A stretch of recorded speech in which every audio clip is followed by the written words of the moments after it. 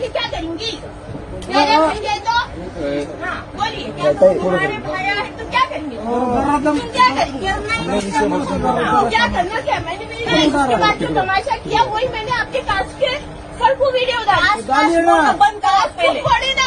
वंदे मातरम बोलना पड़ेगा। बोलिए। आपको किसने आके फोर्स किया? जी बोलिए करो कैमरा। आपको किसने फोर्स किया? क्या कर रहे हैं आप लोग? इस मिट्टी का खा के इस मिट्टी में रहना पड़ेगा। आपके पास कोई पर्सनली आया आपको बोलने के लिए? अगर बोला भी होगा तो आपको पर्सनली नहीं बोला है। पर्सनल मन मना का तुला ओके बड़ा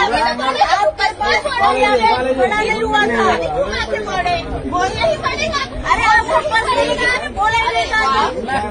भारत स्वातंत्र्यामध्ये होता ज्यावेळेस भारतावर इंग्रजांचे राज्य होतं त्यावेळेस भारताला सर्वांना एकत्र करण्यासाठी आणि भारताला पारतंत्र्यातून काढण्यासाठी वंदे मातरम गीताच्या खाली सर्व एकत्र आले होते आणि तेव्हा आपल्याला आज भारताला स्वातंत्र्य मिळलंय। आज जर महिला ट्रेनमध्ये प्रवास करत असतील, आज जर आपण इथं व्हिडिओ काढतोय, आज जर आपण इथं मोबाईल वापरतोय, कशामुळे वापरतोय तर आपल्या पूर्वजांनी सुनलो पहिले ऐकून घ्या तर त्यावेळेस वंदे मातरम गीत त्याच्यासाठी होतं तर भारताला स्वातंत्र्य मिळवून देण्यासाठी होतं आणि आज आपण वंदे मातरम गीतासाठी मोठं प्रमाणात करतोय।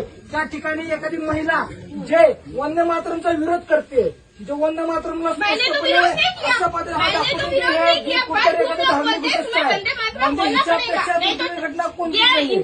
याचा अर्थ असा आहे की त्या महिलेच्या मनामध्ये कितीपट नफरत भरली आहे देशाप्रती। त्या महिलेला देशाप्रतीची नफरत पुढे दिसते। त्याच्या विरुद्ध कारवाई करायचं काम कोण केलं पाहिजे?